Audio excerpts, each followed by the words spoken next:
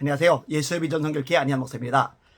문재인이 대통령으로 있는 5년 동안 대한민국이 완전히 박살이 났습니다. 경제 폭망, 외교 폭망, 안보 폭망. 멀쩡한 구석이 하나도 없어요. 다 엉망진창입니다. 특별히 지금 언급하고 싶은 거는요, 탈원전 정책입니다. 무식한 데다가 정보 하나 제대로 접하지 않은 상태에서 그냥 탈원전 정책을 써버린 거예요. 그러더니 친환경 에너지를 공급한답시고 태양광을 전국 곳곳에 설치하게 했잖아요. 이 태양광 설치한 것 때문에 자연이 훼손됐어요.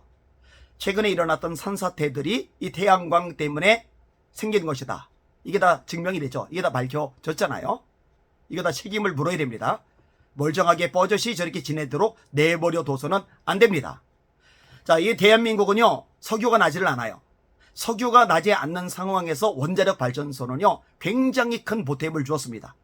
그리고 대한민국의 원자력 발전소 기술은 세계 탑입니다. 프랑스를 능가할 정도입니다. 그런데 탈원전 정책을 써버렸으니 이 세계 최고의 기술이 사장이 되는 거예요. 여러분, 우리나라 원자력 발전소 가동 안 하겠다고 해놓고 해외에 원자력 발전소 수출한다고 그러면은 어느 나라가 신뢰를 갖고서 그것을 받아들이겠습니까? 당연히 원자력 발전소 수출도 끊어져 버리게 되는 거죠. 자, 이 원자력 발전소를 통해서 전기가 막대하게 공급이 되는데 이것을 중단을 시켜버리니 어떻게 돼요? 한전이 적자를 보게 된 거죠. 한전은 원래 공기업 중에서요, 알짜배기 기업입니다. 수익이 천문학적이던 기업입니다. 근데 거꾸로 지금은 적자가 천문학적입니다. 어마어마하게 나요. 그런데 전기세를 올려야 메꿔지는데 전기세는 문재인 때 안 올렸어요. 왜? 올리면은 난리가 날 테니까. 정책 잘못 썼다고 공격을 엄청 받을 테니까. 그 실수를, 그 처참한 실패를 감추기 위해서 전기세도 꼭꼭 눌러놨던 거죠. 그러니 한전이 그걸 다 뒤집어 쓰고 완전히 빈깡통 기업으로 추락하고 말았던 거죠. 비극입니다. 비극. 그래서 이거 손해본 거 어떡하나 했는데 다행스럽게도 윤석열 현 대통령이 탈원전 정책 폐기를 공식적으로 선언했습니다. 잘했다고 생각을 합니다. 지지율이 낮으니 많으니 하는 얘기가 있어요. 정책을 잘 펼치느니 못하느니 하는 얘기가 있어요. 못한 거는 못한다고 얘기해야죠. 잘못된 건 잘못됐다고 얘기해야죠. 무조건 맹종하는 거는 바람직하잖아요. 우리가 북한도 아니고요. 김정은도 아니고요. 그럴 필요 없습니다. 반대로 잘한 거는 잘했다고 해줘야죠. 칭찬할 거는 칭찬해줘야죠.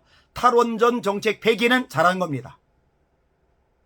석유도 나지 않는 대한민국. 태양광? 그런 거 가지고는 감당이 안 돼요. 이런 상황에서 원자력 발전이 재가동되는 거 당연히 있어야 될 일입니다. 자, 문제는 그동안에 중단을 시켰기 때문에 여기에 고급 인력들이 너무나 많이 빠져나갔어요.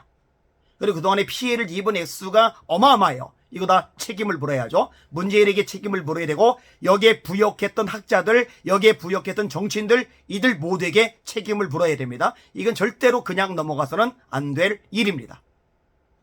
대한민국 바로 잡아야죠. 네티즌들의 반응도 마찬가지입니다. 이거 잘했다. 정상으로 가고 있다. 이런 반응입니다. 제가 읽어드릴게요. 탈원전 폐기 대한민국이 올바른 방향으로 가고 있구나. 이게 1위입니다. 2위 댓글. 쳐죽일 문가놈. 이놈이 세계 최고 원전 사업 다 죽였다.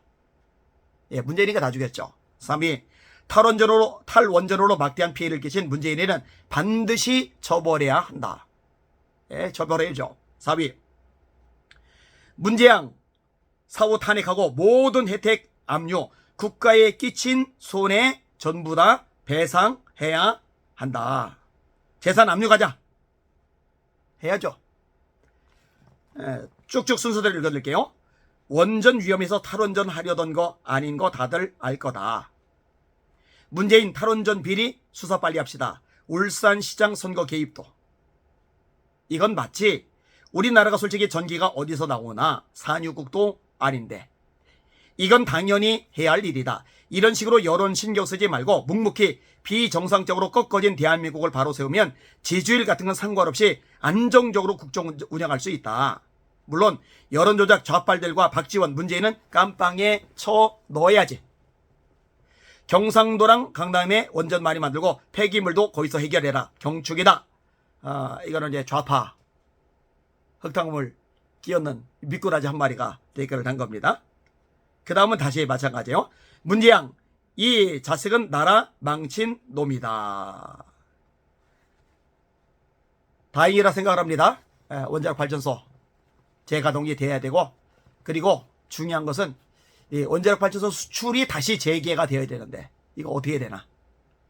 그동안 신뢰가 많이 깨졌는데 이 깨진 신뢰를 어떻게 복구해야 되나?